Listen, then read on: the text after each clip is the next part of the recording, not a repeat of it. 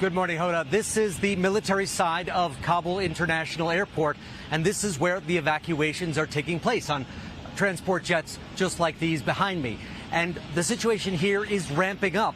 They started off slowly, but now they're getting out around 2,000 people a day, and they hope that will continue. The biggest problem, however, is getting onto this base.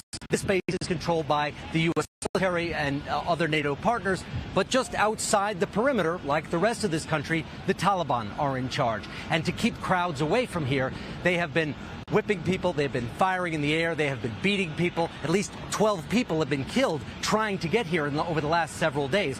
The Taliban now promises they will give safe passage, and that would be a major relief. It would speed up this process tremendously. It would also change the psychology, because when Afghans do finally get here and they go through this horrible gauntlet of having been whipped, they're exhausted, they're stressed, they're nervous, they're agitated, and that causes problems for the Americans, because the Americans now have to process these people. And I've seen this myself, where Afghans come on here, they have to go through different holding areas, they have to go through security checks, and sometimes they get worried that they're not going to get on, they're not going to make it, and they start to rush the doors. I've seen Afghans passing their babies from one person to the next because they think they're not going to get on these flights, and that causes a lot of difficulties for the soldiers and Marines who are here to calm them down.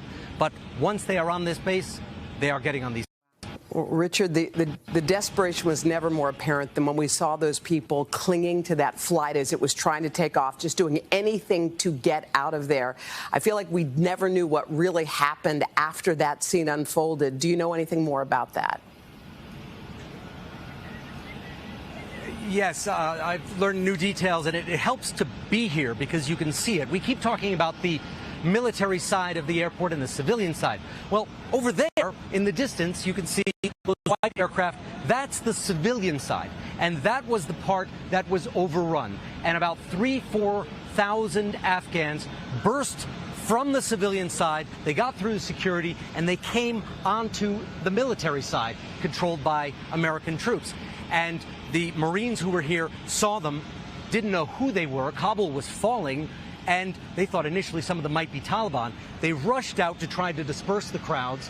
There was some shouting, there was some shoving, there was firing in the air, but they didn't disperse, and quite a number of them grabbed onto a C-17 or tried to grab onto a C-17, and according to witnesses, the plane took off, and at least 2 people were still clinging onto it and fell to their deaths. Yeah.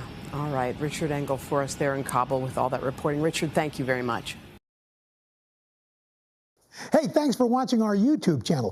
Find your favorite recipes, celebrity interviews, uplifting stories, shop our favorite deals, and so much more with the Today app. Download it now.